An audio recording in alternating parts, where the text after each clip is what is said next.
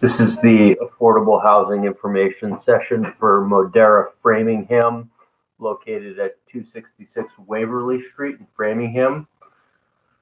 My name is David Cashman, and I work at SEB Housing in Needham. We're the offsite consultant who's been hired by the management team to facilitate the application period and lottery for the affordable units within Modera, Framingham, and this is the information session.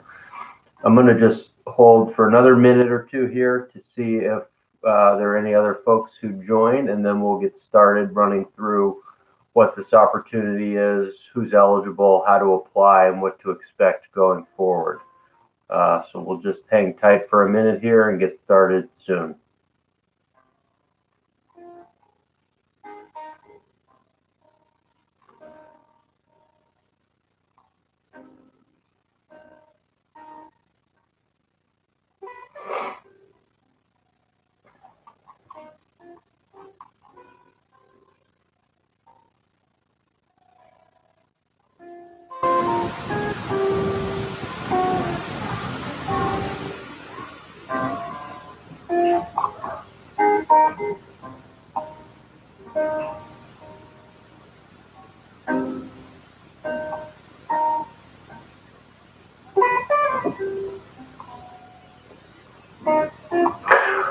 Okay, according to my watch, it's 6 o'clock, so this is the information session for the affordable units at Modera, Framingham, 266 Waverly Street in Framingham.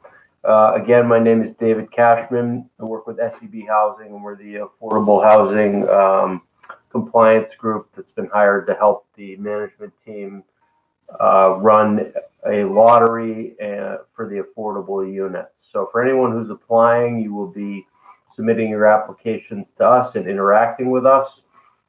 If you're eligible, we will then pass you off to the leasing office management team to proceed in the next step in the process, which is to apply for a lease and be deemed either lease eligible or perhaps not lease eligible. But it's essentially a two-step process, and we're in the first step. The first step is we're marketing and advertising for this opportunity, and we're right now in the midst of the application period. The applications have to be delivered by June 23rd if you want to be entered into the lottery. And so that will be followed by a lottery of all the households who are eligible. From there, we'll create waiting lists, and those waiting lists will determine the order that households get to move forward in step 2, which is applying for a lease with the leasing office. What is affordable housing? Well, there are various different affordable housing programs, and this is merely one of them. In this affordable housing program, there are a number of requirements, but it is important to recognize that in this program, rents are not tied to a specific applicant's financial picture. And to be eligible, applicants have to meet income and asset limitations that are in place. They have to be below certain thresholds that govern this program and show that they don't make over what those thresholds are. Hello, did someone just join by phone?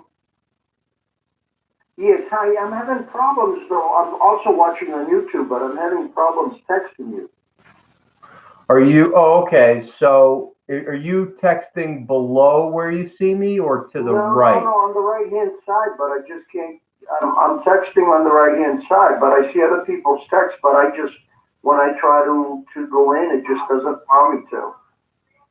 I don't see anyone's text. You see other people's texts?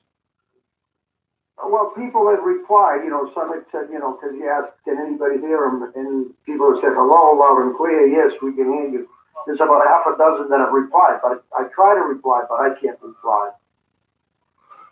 I don't see any of those. Are you in the, now wait a sec, are you in the right, are you in the correct live stream? Because we have a bunch of these. The affordable housing info session. I went through the link from the email. For Modera Framingham? SCD housing? Yeah, we have a number of links up on YouTube, and only one of them is for Modera Framingham. There's other ones for properties in other towns. No, this is for Newton. Yeah, so you're in the wrong one. Oh, okay. Where am I supposed to be? This is for Trio Washington Place. Yeah, the one we're doing, and is that what you're interested in, or you're interested in Modera Framingham? Yeah, that's the one I'm interested in, yeah. Okay, so the one for Newton. Yeah. Okay, so the one for Newton, we did that a couple weeks ago. Now you can watch that. You're watching a recording essentially. Okay. What I'm doing right now is a different info session. I'm currently live for Framingham. So this that I'm on now, that's why it gives the time already. This is a recorded one. Right, okay, right. That's why Okay. So I will just tell you for Newton Trio that the deadline is the 22nd, I believe. So if you're going to apply, that deadline's coming up fast. Yeah, okay. I'll look at the information that is needed and go from there. And I'm not so sure if there's a link that tells me all because the link took me here. But I guess I'll call them tomorrow and find out exactly. Actually, I do have another list that gives me where it's supposed to. Metro West. No, that's for something else. I'm sorry.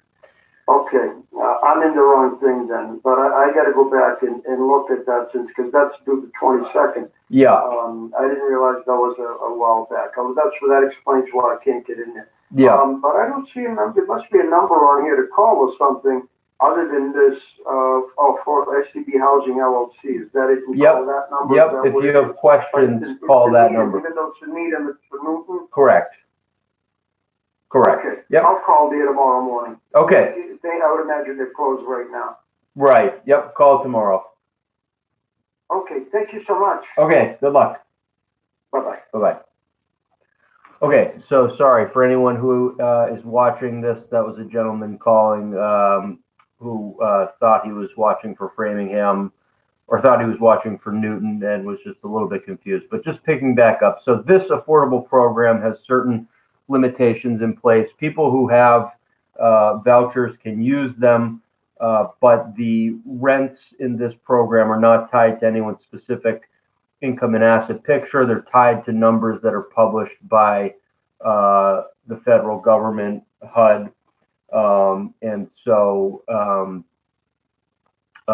it's just important to keep that in mind that those rents are fixed. Now, they may change year to year depending on what HUD publishes, but they don't sort of change and are not tied to any particular applicant's income or assets or sort of personalized information.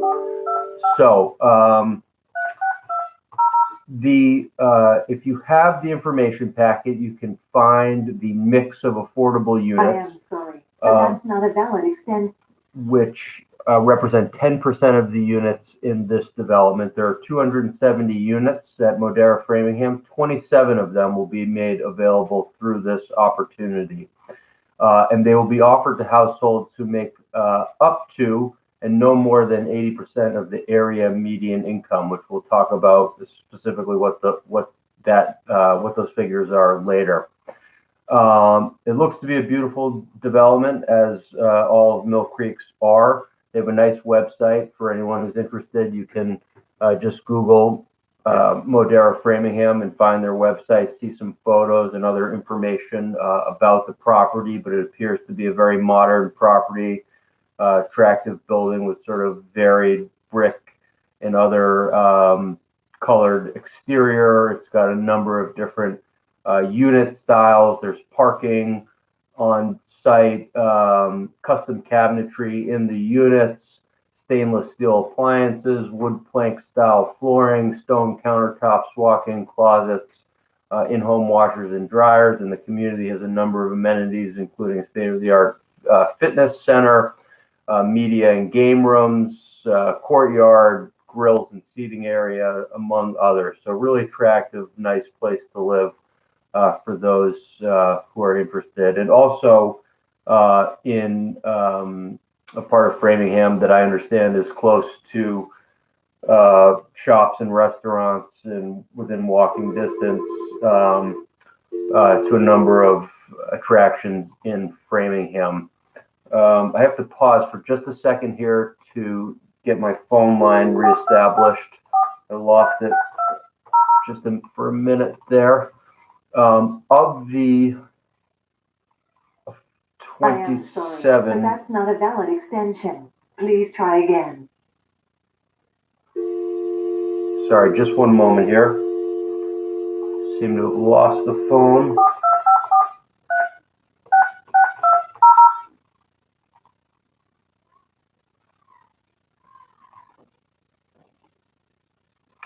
Welcome and thank you for choosing freeconferencecall.com. So there are 2 studio affordable units. If you are the host, press star now. Otherwise, please enter your PIN followed by the pound or hash. Thank you. You are the only participant in the conference. So there are 2 studio units. The rents for those are $1,404 per month.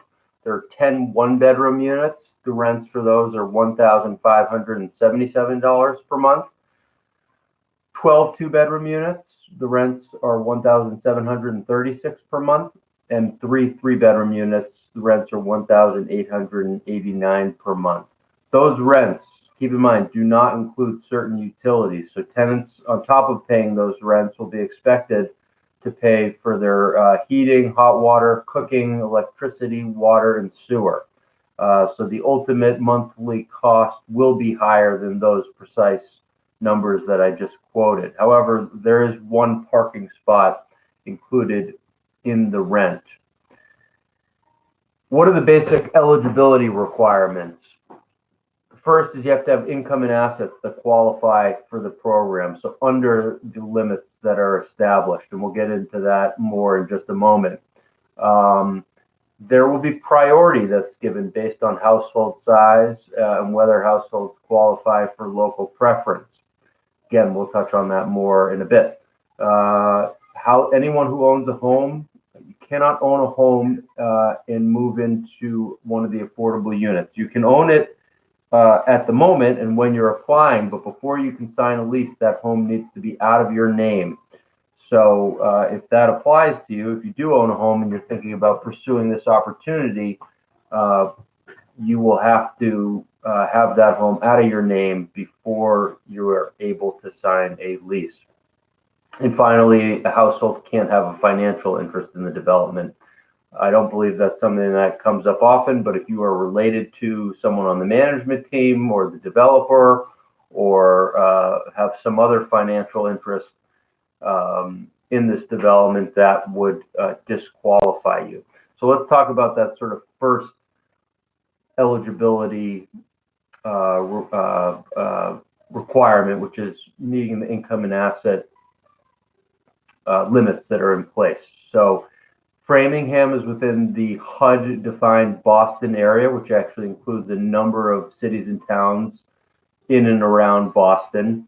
And for the year 2020, the 80% area median incomes, which is the limit for this program, so you can make up to 80% of the area median income, but not more, and these are based on household size. A household size of 1 can make up to $67,400. Household size of 2 can make up to $77,000. A household size of 3 can make up to $86,650. A household size of 4 can make up to $96,250. Household size of 5 can make up to $103,950. And a household size of 6 can make up to $111,650. Those limits change each year. Those maximum income limits, and it just depends on what HUD publishes. Usually they go up. Sometimes they stay about the same, and sometimes they go down. And quite frankly, next year they may go down. But in most years, they go up, which means that people can make more money and still qualify for the program. Later on, we'll talk about how those income limits change for current residents, because every year, if you do move in, you have to recertify and demonstrate that you're still eligible. And if that's the case, you can end up making quite a bit more than those figures that I just quoted, and still maintain eligibility for the program. Now, those incomes that I just quoted, those are gross incomes. They're not net incomes. And income is defined expansively per the program rules. It includes all sources of income, things that we typically think about as income and things that we sometimes don't typically think about as income. The program application, which is available on our website, or if you want one, you can reach out to us, info@sebhousing.com, or call us. We can send you one. But the application will take you through in fine detail many of the sort of common and less common sources of income that we see. And so you will have to go through that and fill it out point by point, listing all of the different income that applies to you. Now, some of it may not apply, and you can just write not applicable, but keep in mind there may be things on there that that you don't sort of typically think of as income, things like your paycheck and what you make of your job. Maybe you get child support or alimony, or maybe you get Social Security, or you have lottery winnings, or you have a trust fund that gives regular disbursements. Maybe you have a friend or family member who's sort of a benefactor who gives you money each month. Maybe you're self-employed, on top of or in addition to your regular job. Maybe you get disability. These are workman's compensation, unemployment. These are all sources of income. So again, we don't make up the rules. That's just how income is defined by the program. So make sure that when you are filling out your application, you go through the income table, which is on page 7, and really think through whether those things apply, and that will inform the documents that you need to provide with your application. Now, the income limits, we just talked about those. Those are program limits, and so we have to analyze that closely to make sure that you are within the limits set by the program. Now, with your application, we'll also be looking at sort of a minimum income and asset determination. That's not a program requirement, but that is something that we do, because in this program, you are expected and required to be able to support the rent on the strength of your own income and assets. You can't have guarantors. And like I said earlier, rent is not tied to your specific financial picture. So you need to be able to demonstrate to the leasing office that you have enough money to afford the rent. And so therefore, when you apply, we will be analyzing your income to make sure that you're under the limits that I just discussed, but we'll also be looking to make sure that you have enough to actually support the rent. Now, this analysis is quite a bit less rigorous than the income ceiling that I discussed, and that's because income floors are not a program requirement, and because income can be counted differently depending on who's counting it. And so what that means is, if you're close to showing that you make enough money to support the rent, then we'll approve you. But do please keep in mind the minimum income and assets that we list on page 5 of the information packet, because that's roughly what the leasing office is going to be looking at to make sure that you can support the rent.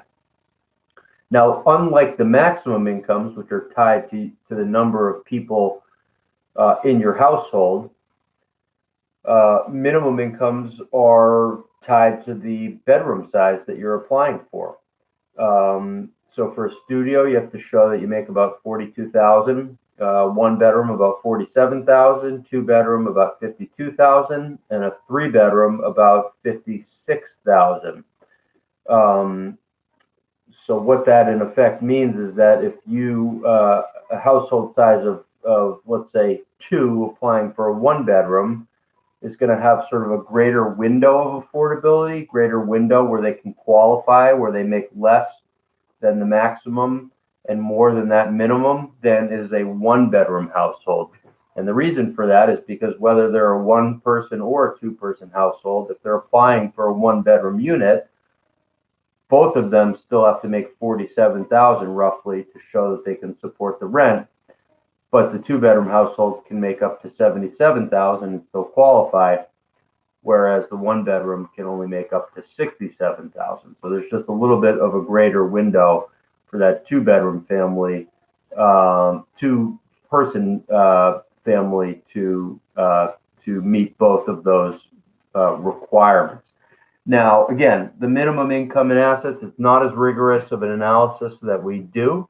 If you're close, we're not going to reject you, but the leasing office will be looking at that closely because they want to make sure that you can support the rent. Now, like I also indicated earlier, if you have a mobile housing voucher, and the key on that is it's mobile, not project-based. If you have a mobile housing voucher like Section 8, you can use that in this program, provided that the rents are within what your housing authority is willing to pay. You would not, that analysis, that minimum income analysis would not apply to you. So if you indicate on your application that you have a voucher and you provide your voucher and it shows that it's mobile, we are not going to screen you out merely because you don't have income and assets that are equal to or above what is listed in that table on page 5 of the info pack. You would skip that analysis. You don't need to get too bogged down in thinking about how income is determined, but just as sort of a brief, just so you know where we're coming from, per the program, income it's basically a best estimate projection going forward for the next 12 months for all household members. That means everyone who's going to be on the lease or living in the unit. It is based on what you are currently making and historically. Obviously, what you currently make and have historically made is a good indicator of what you are most likely to make going forward, because just by definition, going forward entails somewhat of a imperfect projection. But obviously, you can understand that if you make 50,000 one year and indicate you're going to make 100,000 the next year, and there's not any real support for that, that may raise an eyebrow. And similarly, if you make 100,000, in the last 2 years, and you say you're going to make 50,000 this year, well, if there's support for that, that's one thing. But if there is no support for that, we'll have to dig into that a little bit deeper. All sources of income are counted, with a few exceptions. Members of the household who are under 18, income from jobs for household members under the age of 18 don't count, and full-time students who are dependents, any income that they would make only counts up to $480. So not very much. Anything above that, we don't count it. So if they make $1,000 and they're a full-time student who's a dependent, we only count $480. So that's income in a nutshell. You probably spend hours talking about income, but I don't know how helpful that would necessarily be, because everyone's income is different, and really sort of getting into the nitty-gritty of income makes sense when you've submitted your application and we can see what's the documents that are there and the questions that arise therefrom. As I mentioned earlier, there is also an asset requirement that households have to meet. Unlike income, there aren't actually specific asset limits, as this is a rental program, but assets are relevant in the sense that the income that is attributable to the asset gets added to your income and to those income limits that we've been discussing. I would say for most people, unless you have an asset that has a lot of money in it, most likely, and is generating a lot of income, Or if you're really close to the income limit just based on income, usually the income generated from assets is not going to be enough to bump most people. And again, I'm speaking in generalities. This isn't always the case, but for most cases, for most people, the income that is generated from your assets is not going to be enough to bump you over the income limit. Nevertheless, as we are required to analyze what that income is and what your assets are, we have to get a picture of what your assets are. And so there's an asset table in the application and a number of questions that ask about your assets, and that includes some more common things like bank accounts that you have a checking account, or if you have a savings account. But it could include other things like a trust account or a certificate of deposit or mutual funds or stocks, bonds, retirement accounts. Those things all count. Again, most times those things aren't generating sufficient income to matter that much. Nevertheless, we do have to ask about it. As I think I indicated earlier, if you own real estate, you can own it at the time of application, but you cannot still be on the deed, own the home at the time that you would rent a unit, sign a lease. So the home will have to be sold. Sometimes people ask about having co-signers. That is not permitted in this program. So if you are someone who's thinking maybe you're not going to qualify on your own, but perhaps you have a family member or a friend who would co-sign and hopefully bump you over the threshold to being eligible, for better or worse, guarantors are not allowed in this program. There is a local preference for households who are residents of the city of Framingham. We'll talk a little bit more about that later.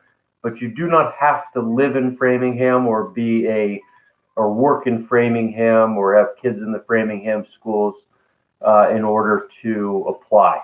So you could live in another city or town in Massachusetts. You could live out of state, and you can absolutely still apply for this opportunity. When you fill out your application, one of the first pages is going to ask you what unit size you're applying for. I can't stress enough that if you think that you may be interested in more than one unit size, fill out each and every unit size or apply for each and every unit size that you think you might be interested in. So in theory, if you thought you could be happy with a 1 or a 2 or a 3 bedroom or even a studio, select them all. It's possible you may be eligible for some of them and not others, and we'll let you know, but there's no downside to being over-inclusive. On the contrary, if you only apply for a 2 bedroom, let's say, but you think you could maybe be interested in a 3 bedroom, then if after the lottery you decide, actually, I've changed my mind, I'd prefer to be in a 3 bedroom, we can't go back and undo that. So for the lottery results, you could be on a 2 bedroom waiting list, but not on the 3 bedroom. Now, is it possible you could still apply for a 3 bedroom as sort of a non-lottery household at that point? Yes, you could, but you would lose your lottery preference. And so if you think that you are interested in more than 1 bedroom size, you should absolutely be more inclusive. Select all the bedrooms that you think you might be interested, sizes that you think you might be interested in on page 3. You also have to be diligent about who you're listing on your application, because after the lottery, it's not as easy as just removing household members or adding household members willy-nilly. And in fact, it's not really permitted. So the household members that you put on the application need to be the household members that you really intend to move forward with, because the people that we qualify and whose income and asset documentation we look at and say, yes, they're eligible, those are the people that can move forward with you if you do get to move forward in this process and reserve a unit. So I would urge you to think, thoughtfully about who you want to list on this application, because that's who you're kind of in it with. When we talked a little bit ago about some of the general program requirements, I said that one of the first things you had to do was meet the income and asset requirements. I'd also mentioned that there are priorities for households of certain compositions. And you'll notice one of the first questions in the application on page 4 asks you what household type you are. And those household types are broken down into type 3, type 2, and type 1. And what that essentially means is those correspond to the bedroom sizes.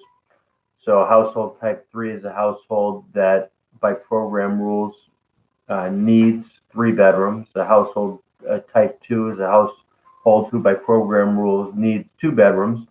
And a household type 1 is a household who by program rules needs 1 bedroom or a studio. And when we talk about the lottery results in the waiting list, you'll see how that's important. But essentially, just to give you kind of a quick snapshot of how that works, for a 3-bedroom unit, all type 3 households are going to get priority over all type 2 households, who will get priority over all type 1 households. And the reason for that is because according to the program, only type 3 households need 3 bedrooms. Those other types may want 3 bedrooms, but they don't need them. If you are not certain about what household type you are, and it's pretty straightforward, there may be some scenarios where it could be a little bit uncertain, but for the most part, it's a pretty straightforward question about what household type you are, and we give examples. You can look at the information packet on page 7, where we go through the list of household types. If you're still unsure, give us a call or send us an email and we can walk you through it.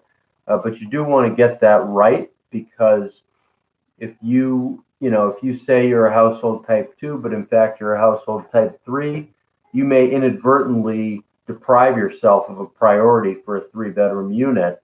Conversely, if you say you're a household type 3, but it turns out later we find out you're a household type 2, you may have unfairly given yourself a priority for a 3-bedroom unit that was not something you deserved according to the program rules, and may need to be fixed kind of retroactively. So again, not particularly complicated to figure out what household type you are, but just take a minute to read through it to make sure that you fill that out accurately, so we don't have to fix anything after the lottery, and you don't unfairly deprive yourself of a priority that you might otherwise be entitled to. Yari, nope, it has not been pushed back. So that's fine that you're joining late, and this is just the information session. But we're moving forward as planned in terms of, and so the lottery will still be on the same date and everything will be the same there. As far as moving forward with the leasing office, I imagine things will be a little bit different than they otherwise would be in terms of, showing units and applying for leases. They can't have big open houses or anything like that, like they otherwise would. But certainly from our perspective, in terms of applying for the lottery and running the lottery, that's all on track. And as I understand it, the leasing office is still expected to be open shortly after we run the lottery, and things will be moving forward.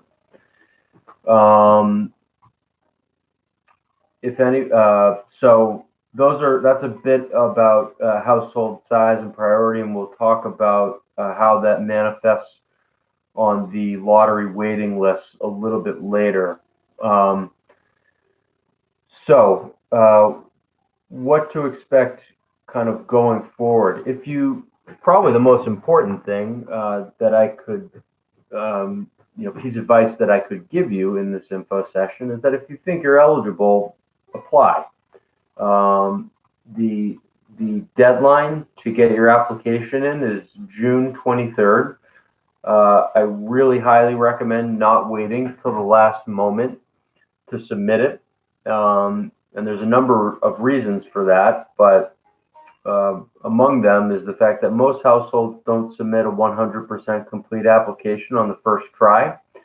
And so you don't want to find out on June 23rd that, we've taken a look through your application and in fact something's missing and now you're scrambling to go find that thing within a short turnaround time.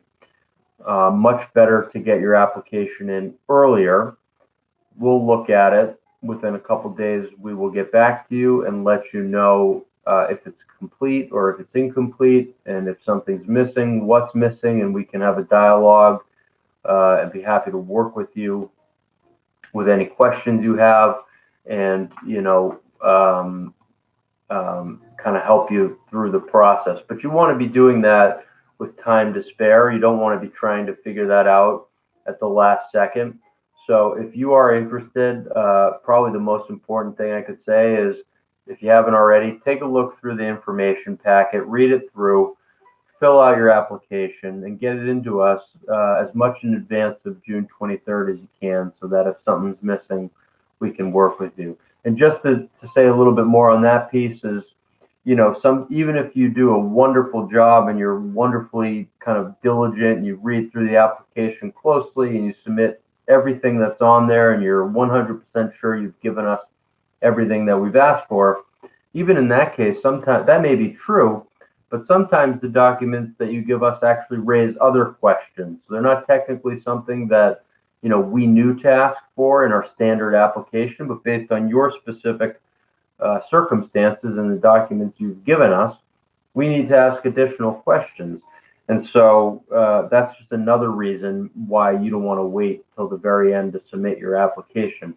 An example that comes up all the time is people give us their income documentation, but then in the bank statements they provide, there's all these random deposits for varying amounts, but they're frequent and they're enough, and we don't know what they're from. We don't know if it's repayment of a dinner out, in which case that's not income, and that's fine. But maybe it is income that you forgot to report or didn't realize was income. And so, while technically you would have given us your bank statements as required, you didn't realize that there was things within your bank statements that would raise additional questions on our part. And so again, if you're waiting for the last second, now you're going to be trying to track that stuff down, and it's definitely better to give yourself some time. So June 23rd is the deadline. The lottery will be run on July 6th. We give ourselves a little bit of a buffer, to if households are submitting stuff right at the deadline. We want to work with you, get as many households into the lottery as we can. If you want to, the lottery will be held via live stream and a phone call just like this. If you want to attend, that's great. You don't have to. But we will draw all the households' numbers on the night of the lottery. And from those numbers, we will create the waiting list. And the waiting list will determine the order that households get to move forward in applying for leases with the leasing office. Every household who is eligible will be sent a lottery application number, and that number will be in the form of A.XXX, so A.001, A.002, etc. And those application numbers are anonymous identifiers to use for the lottery and nothing else. They have no bearing on your position. There's really no information to be derived from that other than that it's an anonymous identifier. But please make sure that if you do think you're in the lottery, that you have received one of those application numbers. Because if you, on the night of the lottery, think that you're going to be in it, but have no idea what your application number is and have no memory of ever receiving one, that may mean because you didn't receive one and aren't going to be in the lottery. So again, if you've, we'll be in touch with you relatively shortly every time you submit stuff to us. And if you're eligible, we'll give you a lottery application number. And if you're not eligible, we'll let you know that as well. And if you're incomplete, we'll let you know that as well. But if you think you're in the lottery, make sure that you have been sent a lottery application number, because that's sort of your ticket to get into the lottery. Again, just an anonymous identifier. On the night of the lottery, though, on July 6th, there is a local preference, as I had indicated before, for Framingham residents.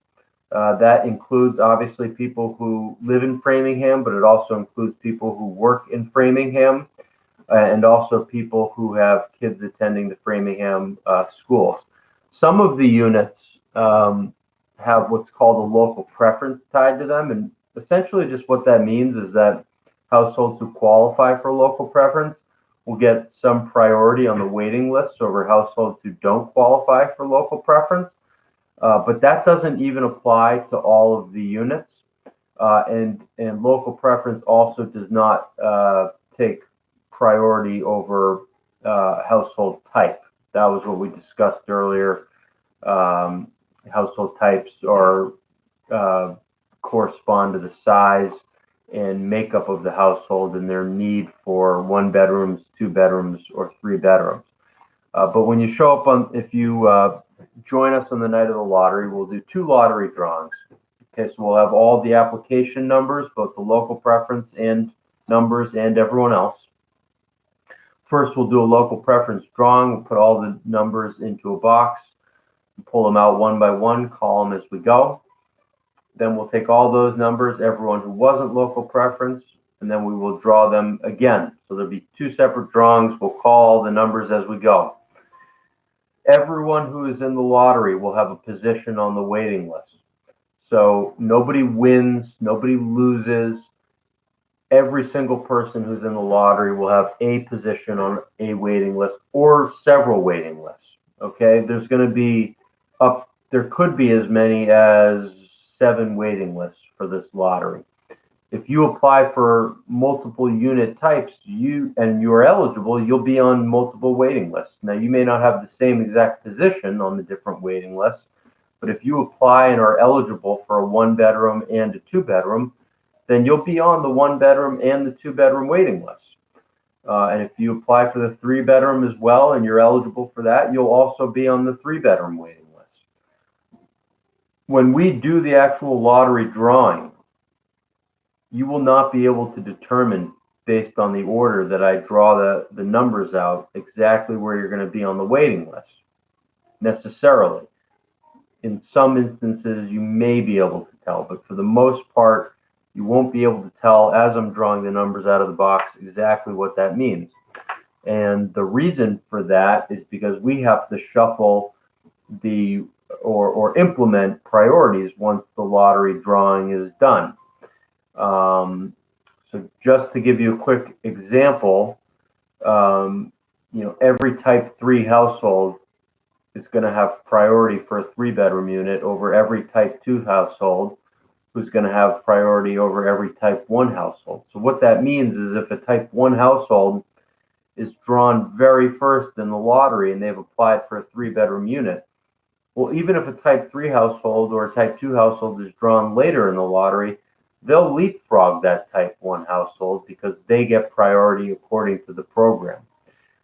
So what that means sort of in practice is, while certainly in the general sense, getting picked earlier in the lottery is more beneficial than getting picked later, it is not sort of the end-all be-all.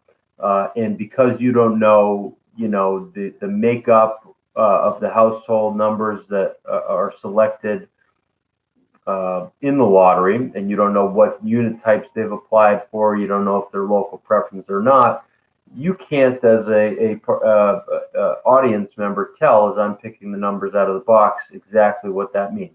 But that being said, that same night, I will organize or implement the lottery program requirements. I will sort the results, and create the waiting lists. And those waiting lists will be ordered according to priority, and those will tell you where you are relative to other households and when you can, if and when you can expect to move forward with applying for a lease with the leasing office. And again, I will send that same night. Document you get will have those anonymous lottery application numbers ordered from top to bottom in order of priority. And you'll find your number on every waiting list that you qualified for. That is kind of a brief outline of sort of the first step in this process, and that is this step of applying for, qualifying for the lottery, being entered into the lottery, having the numbers drawn, and organizing those onto the waiting list. That sort of completes the program application, step one of this process. After that same night of the lottery that we create the waiting list, we will then immediately send those over to the leasing office. And we will give them your contact information, and we will give you their contact information. We will let all parties know.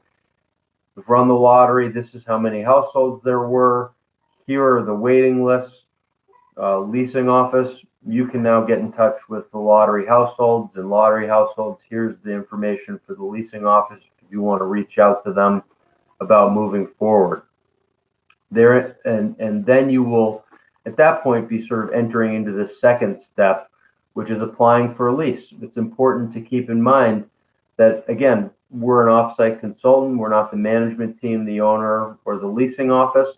And so we're handing you off to them with a bunch of kind of instructions and notes about how to move forward, and they know how to do this.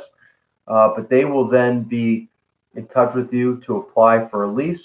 And at that point, they're going to be making sure that you meet their lease screening criteria.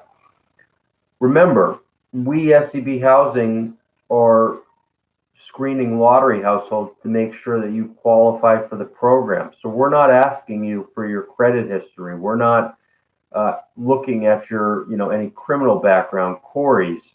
We are not, doing a landlord reference to see if, you have any, rental history that we need to know about. That is not our role, okay?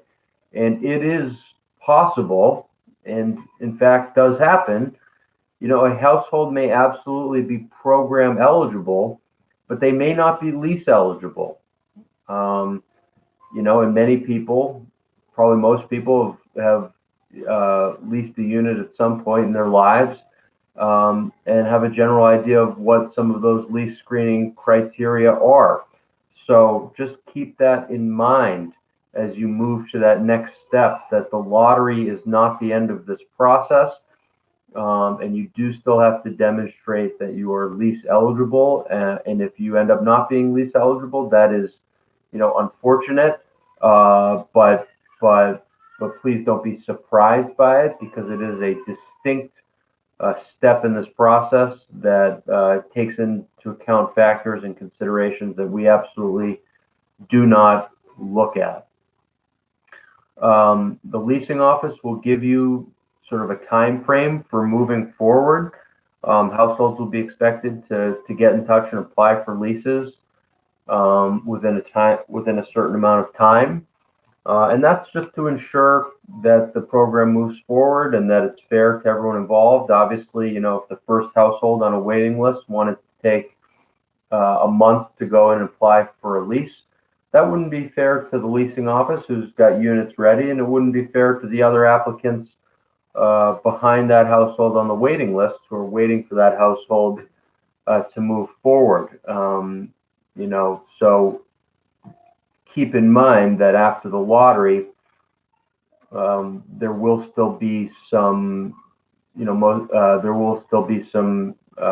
time frames that you have to comply with so as not to lose your position on the waiting list.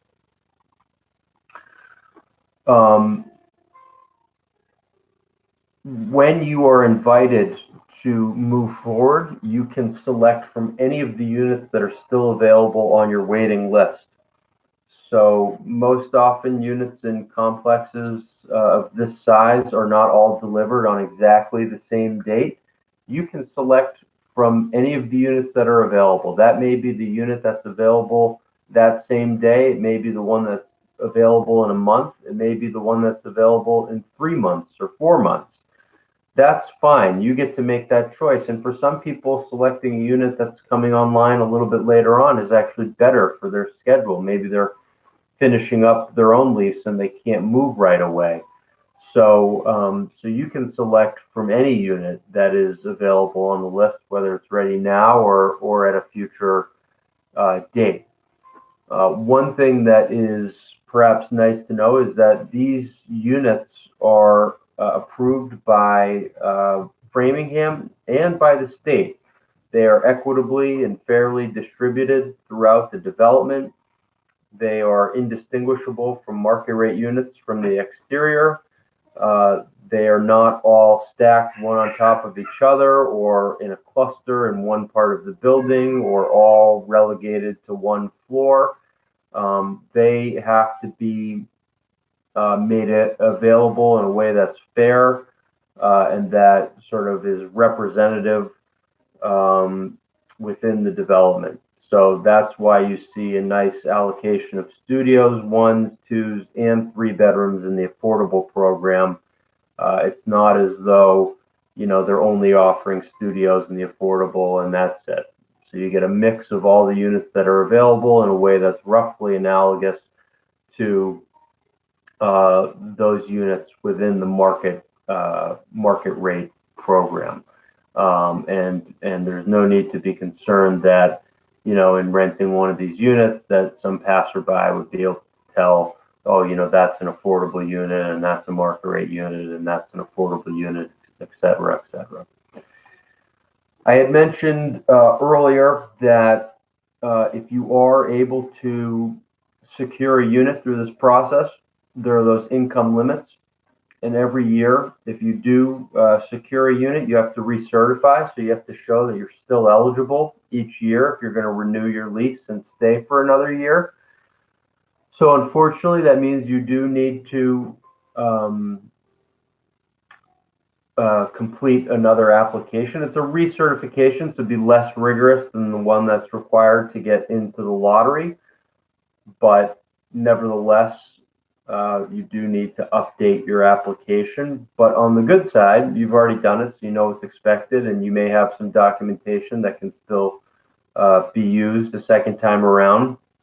And also, the income limits go up quite a bit. So just as an example, a household size of 1 trying to qualify for the lottery program can make up to $67,400. But if that same household is a current tenant who's recertifying for the next year and they're submitting their documentation to demonstrate that they recertify, they can now make up to $94,360, so almost $30,000 more, and still be eligible. So the program builds in a nice buffer.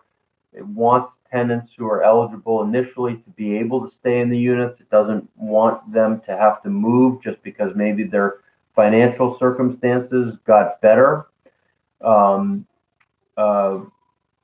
So that, if you're doing well at work or something and you get a raise of a little bit, as long as it's not too huge of a raise, you could still remain eligible to recertify in the following year.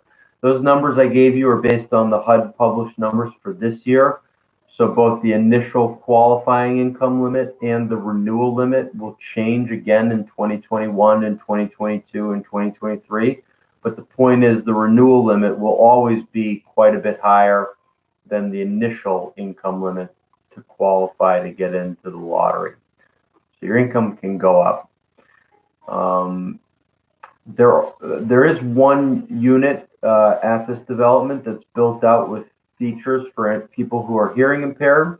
It is a 2-bedroom unit. It'll have a separate waiting list, and any households who need those features will get priority for that unit over any households who do not. So there is a question on the application. If you have hearing impairment, you should check that off to make sure that you get that priority. So that's kind of a synopsis of the program. As I said, it's a beautiful new building. They've got a nice website if you want to kind of poke around a little bit more and see some more photos. 270 units, 27 of them will be affordable. They'll be affordable in perpetuity, and they'll be made available through this program. If you're interested, get that application in before June 23rd. You can email it, you can fax it, you can send it by snail mail, whatever works for you.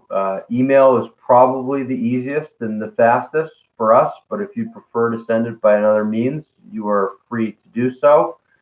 If you have questions, please feel free to get in touch with us. And again, if you're interested, just get that application in earlier rather than later so that we can work with you if anything is incomplete or needs to be if there's anything that's incomplete, you can find it and get it to us, and you're not scrambling at the last second. So I hope you found this information session valuable and instructive on what to expect. I hope you apply, and we'll keep an eye out for your application. Thanks, and have a great night. Bye-bye.